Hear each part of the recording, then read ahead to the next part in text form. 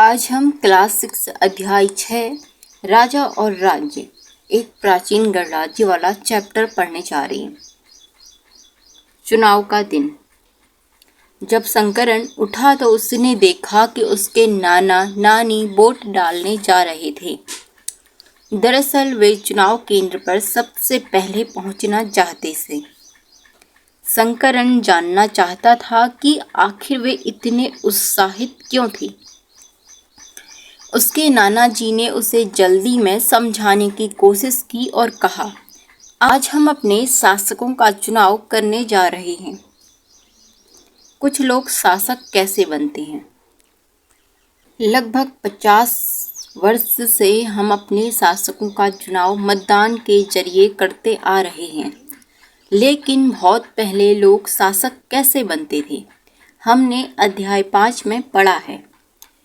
कुछ राजा संभवतः जन यानी लोगों द्वारा चुने जाते थे, परंतु करीब 3000 साल पहले राजा बनने की इस प्रक्रिया में कुछ परिवर्तन दिखाई दिए। कुछ लोग बड़े बड़े यज्ञों को आयोजित कर राजा के रूप में प्रतिष्ठित हो गए। अश्वमेध यज्ञ एक ऐसा ही आयोजक था। इसमें एक घोड़े को राजा के लोगों की देखरेख में स्वतंत्र विचरण के लिए छोड़ दिया जाता था। इस घोड़े को किसी दूसरे राजा ने रोका तो उसे वहां अश्वमेध यज्ञ करने वाले राजा से लड़ाई लड़नी पड़ती थी। अगर उन्होंने घोड़े को जाने दिया तो इसका मतलब यह होता था कि अश्वमेध यज्ञ करने वाला राजा उससे ज्यादा शक्तिशाली था। इसके बाद उन राजाओं को यज्ञ में आमंत्रित किया जाता था। यह यज्ञ विशिष्ट पुरोहितों द्वारा संपन्न किया जाता था। इसके लिए उन्हें उपहारों से सम्मानित किया जाता था। अश्वमेध यज्ञ करने वाला राजा बहुत शक्तिशाली माना जाता था। यज्ञ में आमंत्रित सभी राजा उसके लिए उपहार लाते थे। इन सभी आयोजनों में राजा का मुख्य स्थान होता था। उसे राज सिंहासन या बाघ की खाल के एक विशेष आसन पर बिठाया जाता था। युद्ध क्षेत्र में राजा का सारथी ही उसका सहचर होता था। यज्ञ के अवसर पर राजा की विजयों तथा अन्य गुणों का गान करता था। राजा के सगे संबंधी, खासकर उसकी रानियां तथा पुत्रों को भी कई छोटे छोटे अनुष्ठान करने होते थे। अन्य सारे आमंत्रित राजाओं का काम सिर्फ बैठकर यज्ञ की पूरी प्रक्रिया देखना भर था। राजा के ऊपर पुरोहित पवित्र जल से छिड़काव के साथ साथ अन्य कई अनुष्ठान करता था। विष अथवा वैश्य जैसे सामान्य लोग उपहार लाते थे। जिन्हें पुरोहित शूद्र मानते थे, उन्हें कई अनुष्ठानों में शामिल नहीं किया जाता था। वर्ण। इस समय उत्तर भारत में खासकर गंगा यमुना क्षेत्र में कई ग्रंथ रचे गए। ऋग्वेद के बाद रचे होने के कारण इन्हें उत्तर वैदिक ग्रंथ कहे जाते हैं। इसके अंतर्गत सामवेद, यजुर्वेद, अथर्ववेद तथा अन्य ग्रंथ शामिल हैं। पुरोहितों द्वारा रचित इन ग्रंथों में विभिन्न प्रकार के अनुष्ठान और उनके संपादन की विधियां बताई गई हैं। इनमें सामाजिक नियमों के बारे में भी बताया गया है। उस समय समाज में कई समूह थे, जिनमें पुरोहित, योद्धा, कृषक, पशुपालक, व्यापारी, शिल्पकार, श्रमिक, मछली पकड़ने वाले तथा जंगल में रहने वाले लोग शामिल थे। जहाँ कुछ पुरोहित तथा योद्धा वैभवशाली थे, वहीं कुछ कृषक और व्यापारी भी धनवान थे। दूसरी ओर पशुपालक, शिल्पकार, श्रमिक, मछली पकड़ने वाले, शिकारी तथा भोजन संग्राहक निर्धन थे। पुरोहितों ने लोगों को 4 वर्गों में विभाजित किया, जिन्हें वर्ण कहते हैं। उनके अनुसार प्रत्येक वर्ण के अलग अलग कार्य निर्धारित थे। पहला वर्ण ब्राह्मणों का था। उसका काम वेदों का अध्ययन, अध्यापन और यज्ञ करना था, जिसके लिए उन्हें उपहार मिलता था। दूसरा स्थान शासकों का था। जिन्हें क्षत्रिय कहा जाता था। उनका काम युद्ध करना और लोगों की रक्षा करना था। तीसरे स्थान पर वैश्य थे। इसमें कृषक, पशुपालक और व्यापारी आते थे। क्षत्रिय और वैश्य दोनों ही यज्ञ करने का अधिकार प्राप्त था। वर्णों में अंतिम स्थान शूद्रों का था। इनका काम अन्य 3 वर्णों की सेवा करना था। इन्हें कोई अनुष्ठान करने का अधिकार प्राप्त नहीं था। प्रायः औरतों को भी शूद्रों के समान माना गया। महिलाओं तथा शूद्रों को वेद के अध्ययन का अधिकार नहीं था। पुरोहितों के अनुसार सभी वर्णों का निर्धारण जन्म के आधार पर होता था। उदाहरण के तौर पर ब्राह्मण माता पिता की संतान ब्राह्मण ही होती थी। बाद में कुछ लोगों को अछूत माना गया। अछूत वर्गों में कुछ शिल्पकार, शिकारी तथा भोजन संग्राहक शामिल थे। साथ ही इनमें वे लोग भी आते थे जो शवों को दफनाने या जलाने का काम करते थे। इन लोगों से संपर्क अपवित्र माना गया था। कई लोगों ने ब्राह्मणों द्वारा बनाई इस वर्ण व्यवस्था को स्वीकार नहीं किया। कुछ राजा स्वयं को पुरोहितों से श्रेष्ठ मानते थे। कुछ लोग जन्म के आधार पर वर्ण निर्धारित सही नहीं मानते थे। इसके अतिरिक्त कुछ लोग व्यवसाय के आधार पर लोगों के बीच भेदभाव उचित नहीं समझते थे, जबकि कुछ लोग चाहते थे कि अनुष्ठान संपन्न करने का अधिकार सबका हो। कई लोगों ने अछूत की आलोचना की। इस उपमहाद्वीप के पूर्वोत्तर क्षेत्र जैसे कई इलाकों में सामाजिक आर्थिक असमानताएं बहुत थी। यहाँ पुरोहितों का प्रभाव बहुत सीमित था। जनपद महायज्ञों को करने वाले राजा अब जनों के राजा न होकर जनपदों के राजा माने जाने लगे। जनपद का शाब्दिक अर्थ जन के बसने की जगह होता है। कुछ महत्वपूर्ण जनपद मानचित्र 4 पृष्ठ संख्या 57 में दिखाए गए हैं। यहाँ पे है उज्जैन, कौशाम्बी, वैशाली, मगध, तक्षशिला और हस्तिनापुर। पुरातत्वविदों ने इन जनपदों की कई बस्तियों की खुदाई की है। दिल्ली में पुराना किला, उत्तर प्रदेश में मेरठ के पास हस्तिनापुर और एटा के पास अतरंजी खेड़ा इसके प्रमुख हैं। खुदाई से पता चला है कि लोग झोपड़ियों में रहते थे और मवेशी तथा अन्य जानवरों को पालते थे। वे चावल, गेहूं, धान, जौ, दालें, गन्ना, तिल तथा सरसों जैसी फसलों को उगाते थे। चित्रित धूसर पात्र। इस तरह के पात्रों में ज़्यादातर थालियाँ, कटोरियाँ ही मिली हैं। ये पात्र बहुत ही पतली सतह के सुंदर और चिकने हैं। शायद इसका प्रयोग खासकर मौकों पर महत्वपूर्ण लोगों को भोजन परोसने के लिए किया जाता था। लोग मिट्टी के बर्तन भी बनाते थे। इनमें कुछ धूसर और कुछ लाल रंग के होते थे। इन पुरास्थलों में कुछ विशेष प्रकार के बर्तन मिले हैं जिन्हें चित्रित धूसर पात्र के रूप में जाना जाता है। जैसा कि इनके नाम से ही स्पष्ट है, इन बर्तनों पर चित्रकारी की गई है। ये आमतौर पर सरल रेखाओं तथा ज्योमेट्री आकृति के रूप में हैं। महाजनपद। करीब 2500 साल पहले कुछ जनपद अधिक महत्वपूर्ण हो गए। इन्हें महाजनपद कहा जाने लगा। मानचित्र 4 में कुछ महाजनपदों के नाम दिखाया गया है। अधिकतर महाजनपदों की राजधानी होती थी। कई राजधानियों में किलेबंदी की गई थी, अर्थात इनके चारों ओर लकड़ी, ईंट या पत्थर की ऊंची दीवारें बनाई गई थी। ऐसा लगता है कि लोगों ने अन्य राजाओं के आक्रमण से डरकर अपनी सुरक्षा के लिए इन किलों का निर्माण किया।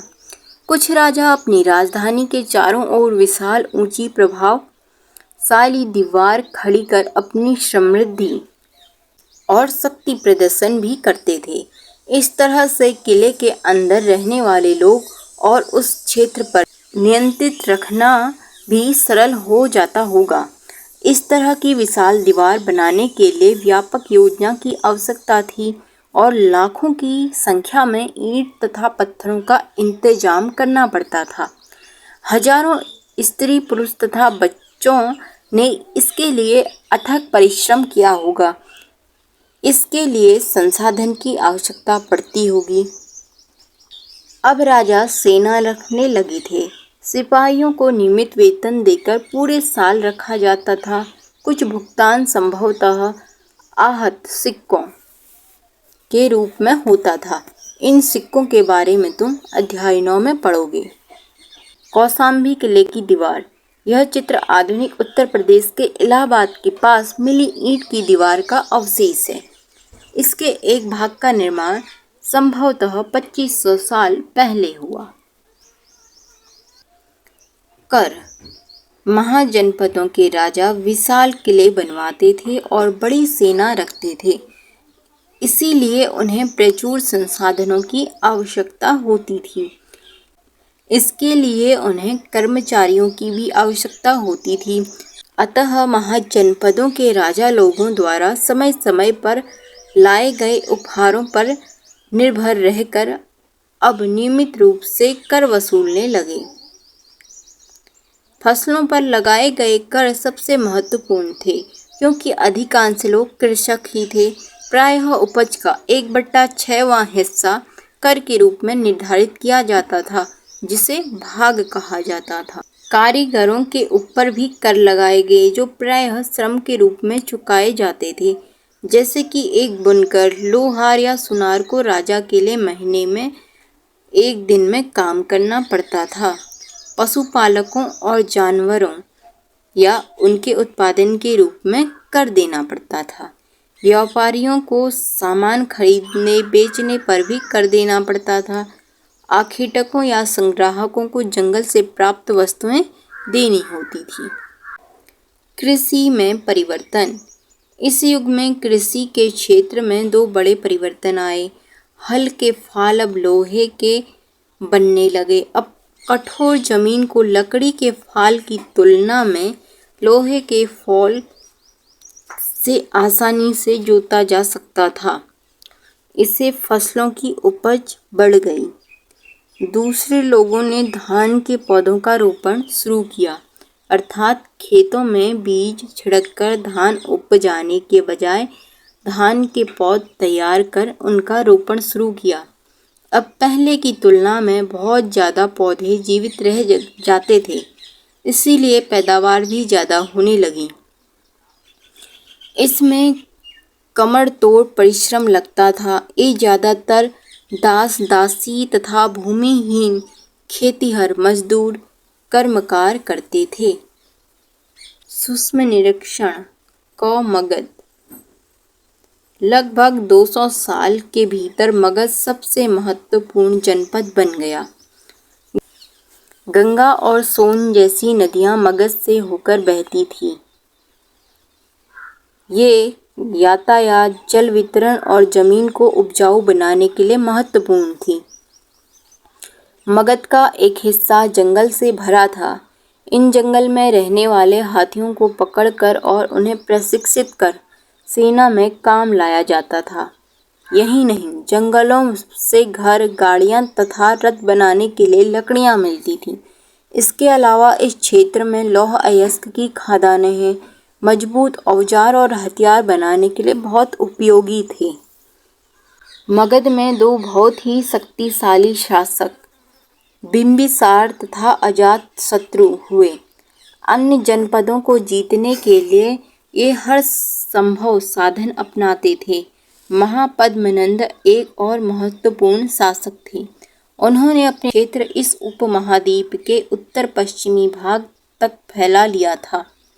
बिहार में राजगृह, आधुनिक राजगीर, कई सालों तक मगध की राजधानी बनी रही।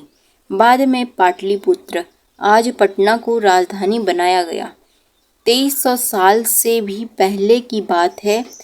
मैसिडोनिया का राजा सिकंदर विश्व विजय करना चाहता था। पूरी तरह सफल न होने पर भी वह मिस्र और पश्चिमी एशिया के कुछ राज्यों को जीता हुआ भारतीय उपमहाद्वीप में व्यास नदी के किनारे तक पहुंच गया। जब उसने मगध की ओर कूच करना चाहा तो उसके सिपाही ने इनकार कर दिया। वे इस बात से भयभीत थे कि भारत के शासकों के पास पैदल रथ और हाथियों की बहुत बड़ी सेना थी। वज्जी, जैसा कि तुमने ऊपर पढ़ा है, मगध एक शक्तिशाली राज्य बन गया था। उसके नज़दीक ही वज्जी राज्य था, जिसकी राजधानी वैशाली बिहार थी। यहाँ एक अलग किस्म की शासन व्यवस्था थी, जिसे गण या संघ कहते थे। गण गण शब्द का प्रयोग कई सदस्यों वाले समूह के लिए किया जाता था। संघ संघ अर्थात संगठन या सभा। गण या संघ में कई शासक होते थे। कभी कभी लोग एक साथ शासन करते थे, जिसमें प्रत्येक व्यक्ति राजा कहलाता था। ये सभी राजा विभिन्न अनुष्ठानों को एक साथ संपन्न करते थे। सभाओं में बैठकर ये बातचीत, बहस, वाद विवाद के जरिए तय करते थे कि क्या करना है और किस तरह करना है। शत्रुओं के आक्रमण से निपटने के लिए वे मिलकर चर्चाएं करते थे। स्त्रियां, दास तथा कमकार इन सभाओं में हिस्सा नहीं ले सकते थे। बुद्ध तथा महावीर दोनों ही गण या संघ से संबंधित थे। बौद्ध साहित्य में संघ के जीवन का बहुत ही सजीव वर्णन मिलता है। वज्जी संघ का यह वर्णन दिग्घ निकाय से लिया गया है। दिग्घ निकाय एक प्रसिद्ध बौद्ध ग्रंथ है, जिसमें बुद्ध के कई व्याख्यान दिए गए हैं। इसे करीब 2300 साल पहले लिखा गया था। अजातशत्रु और वज्जी संघ। अजातशत्रु वज्जी संघ पर आक्रमण करना चाहते थे। उन्होंने अपने मंत्री वसक्कार को बुद्ध के पास सलाह के लिए भेजा। बुद्ध ने उनसे पूछा कि क्या वज्जी सभाएं नियमित रूप से होती हैं तथा उनमें सभी सदस्य उपस्थित होते हैं। जब उन्हें पता चला कि ऐसा होता है, उन्होंने कहा कि वज्जीवासी तब तक उन्नति करते रहेंगे जब तक वे पूर्ण नियमित सभाएं करते रहेंगे, आपस में मिलजुल कर काम करते रहेंगे, पारंपरिक नियमों का पालन करते रहेंगे, बड़ों का सम्मान, समर्थक और उनकी बातों को ध्यान देते रहेंगे। वज्जी महिलाओं के साथ जोर जबरदस्ती नहीं करेंगे और उन्हें बंधक नहीं बनाएंगे। शहरों तथा गांवों में चैत्यों का रख रखाव करेंगे। विभिन्न मतावलंबी संतों का सम्मान करेंगे और उनके आने या जाने पर कोई रोक नहीं लगाएंगे। कई शक्तिशाली राजा इन संघों को जीतना चाहते थे। इसके बावजूद उनका राज्य अब से लगभग 1500 साल पहले चलता रहा। उसके बाद गुप्त शासकों ने गण और संघ पर विजय प्राप्त कर उन्हें अपने राज्य में शामिल कर लिया। अन्यंत्र अपने एटलस में यूनान और एथेंस को ढूंढो।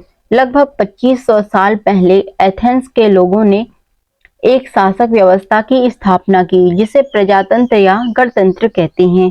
यह व्यवस्था लगभग 200 साल तक चली। इसमें 30 साल से ऊपर के उन सभी पुरुषों को पूर्ण नागरिकता प्राप्त थी जो दास नहीं थे। वहां एक सभा थी जो महत्वपूर्ण विषयों पर निर्णय लेने के लिए साल भर में कम से कम 40 बार बुलाई जाती थी। इस सभा में सभी नागरिक भाग ले सकते थे। शासन के कई पदों पर नियुक्तियां लॉटरियों द्वारा की जाती थी। सभी नागरिकों को सेना और नौसेनाओं में अपनी सेनाएं देनी होती थी। औरतों को नागरिक का दर्जा नहीं मिलता था। व्यापारियों तथा शिल्पकारियों के रूप में एथेंस में रहने वाले और काम करने वाले बहुत से विदेशियों को भी नागरिक अधिकार प्राप्त नहीं मिले थे। एथेंस में खादानों, खेतों, घरों और कार्यशालाओं में काम कर रहे दासों को भी नागरिक प्राप्त नहीं मिलती थी।